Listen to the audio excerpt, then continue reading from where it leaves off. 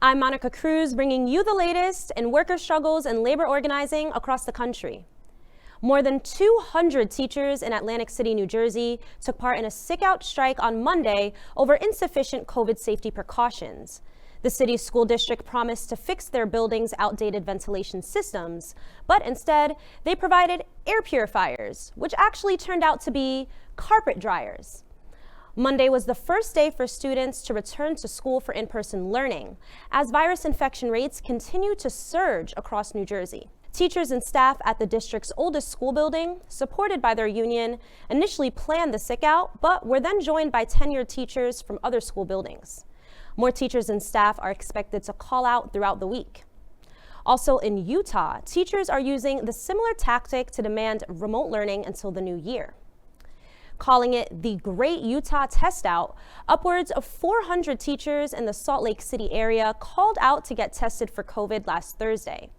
Teachers are also demanding weekly testing for all school staff and smaller class sizes.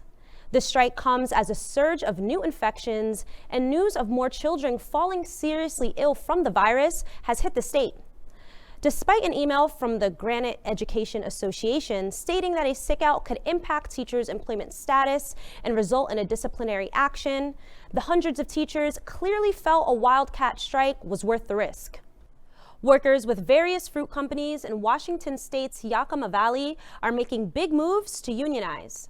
After making national headlines at the start of the pandemic for their bold strikes demanding better safety measures, workers in the fields and factories of the valley won important concessions from their respective employers, like PPE and pay increases.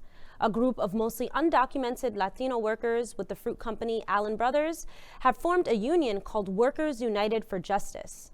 While the company signed an agreement with the protesting workers that led to the end of their strike in late May, workers recently filed an unfair labor practice against the company.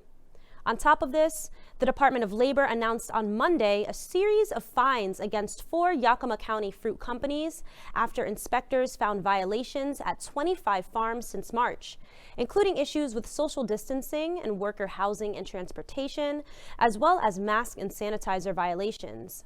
In the fields of Washington state, the pressure is on thanks to fearless migrant workers getting organized.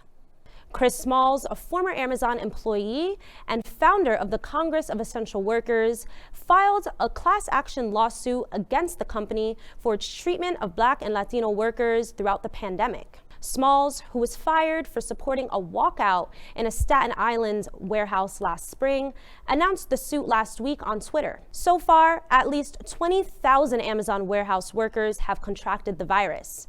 This follows a judge's dismissal of another class action suit against the trillion-dollar company last week. BT News is excited to welcome Chris Smalls on our new weekly live stream this Thursday at 9:30 Eastern Standard Time to speak about his lawsuit and organizing efforts. Make sure to tune in Thursday night.